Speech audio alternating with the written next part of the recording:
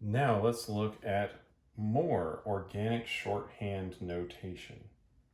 And in this case, we're going to examine the condensed formula. So we have a problem. Chemistry has existed for quite a while, and we want to be able to communicate our results with other people. But we didn't have computers or good chemical drawing available. And you can imagine that the printing presses and technology back in 1800s, even 1900s, we did not have the ability to easily draw all of these, especially for kind of a one-off thing. Maybe they were in some textbooks starting, but not as much in other chemical literature. So we need a way to express these molecules in a condensed way. And you'll also see this sometimes on labels of bottles because it's easy to just kind of have the typeface on there. So let's examine how this works. So we have a structure that I've drawn out. This is a butane. It's a 2-methylbutane. And we'd like to express the structure of this. Well, we're going to start with the carbons, and we'll name the main chain, and we'll kind of have it follow along there. And we're going to say, all right, I have a carbon. It's right here. There's my carbon. And then we write the hydrogens that are on it next. So there's 3 hydrogens on it, so we write CH3. And then we write what it's attached to after that. There's another carbon attached to it. So C, and there's 1 H on that carbon, 1 hydrogen on that carbon, H. Now, there's also a methyl group on this carbon. And we want to indicate that that methyl group is all attached to that carbon. So we'll put a parenthesis around it, and we'll say CH3. And then we'll close the parenthesis to indicate we're done with that group. If this was longer, then we would continue writing it within these parentheses until we got all of what we had there, and then we would continue on with the chain. So now we're able to continue on with the chain. There's a CH2 group here, and a CH3.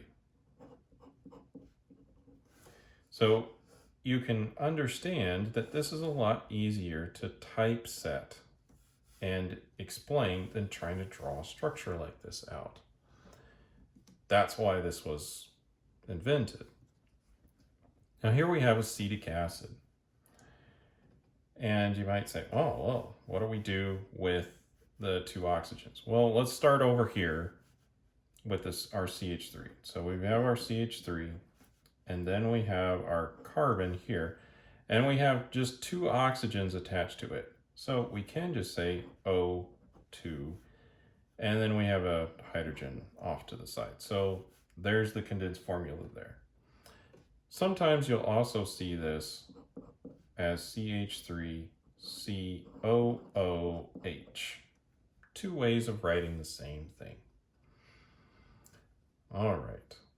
Now, what do we do in the case of a ring, like cyclohexane? Well, we just start somewhere on the ring and start writing around.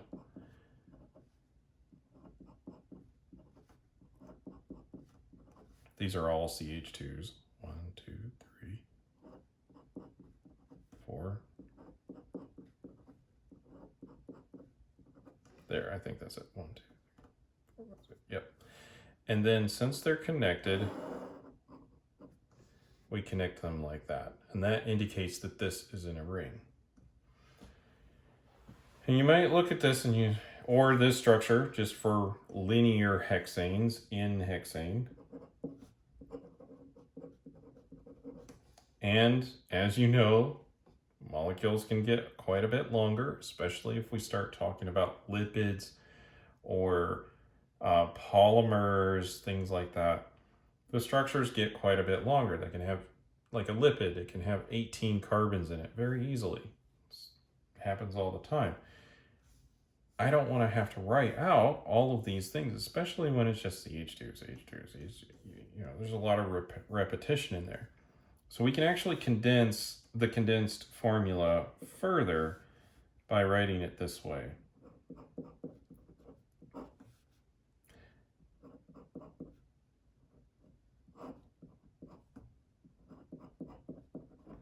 So since we had 4 CH2s in the middle, we can just put a parenthesis around that and say there's 4 there. Think of it just like something like magnesium hydroxide. We put the parentheses around the hydroxide to indicate that there are 2 OHs. Very similar to doing this. Sometimes there is logic in what we're doing. So not only should we be able to go from a structure to the condensed formula, we should also be able to go from the condensed formula to a structure, to be able to draw it. So let's write a condensed formula and then we will draw the structure. Do a couple of those.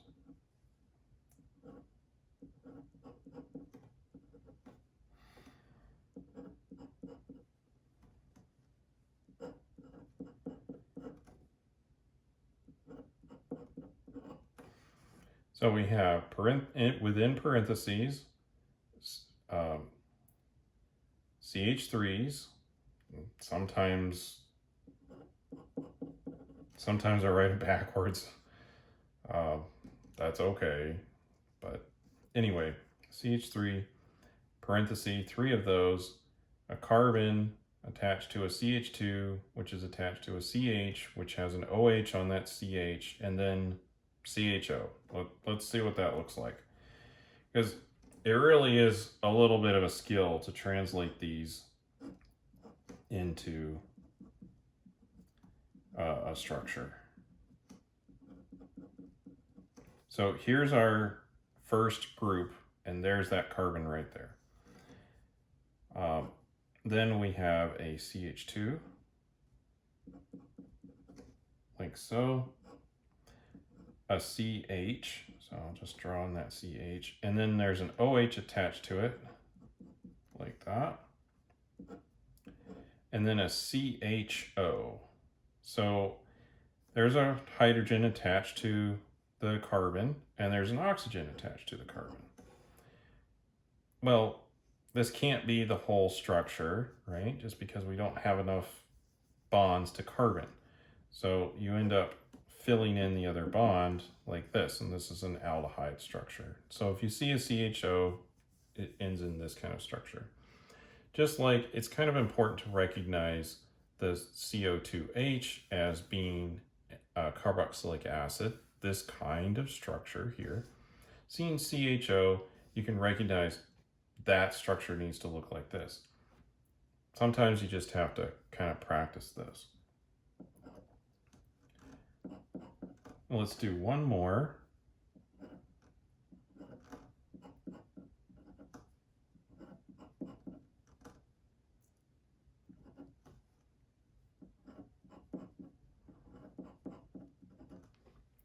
So we have CH, C, C, H2, CH2, CH, CH2. All right. So we have a hydrogen, it's attached to the carbon. That carbon's attached to another carbon, as you may expect. This carbon is attached to a CH2.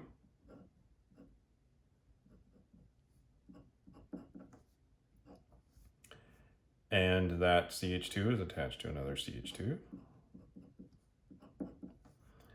which is attached to a CH and a CH2. Now you'll notice there's clearly some missing octets in here, so just fill them in. We need a triple bond here, and we need a double bond there. Sometimes it's important to just draw these out because you may initially think that the triple bond is between these two carbons just by looking at this, especially because, you kind of think, oh, there's no hydrogens in between there. That's not exactly how this works, and it's best to kind of draw it out until you get really used to this. And so the triple bond is actually between the CH and that carbon here, right? And you can also notice that there's a double bond at the end of the molecule here, or this end. And you can recognize that because there's a CH here when normally if it was completely full of hydrogen, there'd be a CH2 here and a CH3 at the end. So you can start to recognize those. Anyway, that's some organic shorthand. It doesn't get used as much today because we have computers to draw our structures, and generally drawing the structures makes it a little easier to understand and communicate, especially when we get to very large molecules. But you will still see molecules in bottles labeled with condensed formulas. And if you look at older literature, it's still important to know what it looks like. So that's condensed formulas. Thank you, and we'll see you in the next video.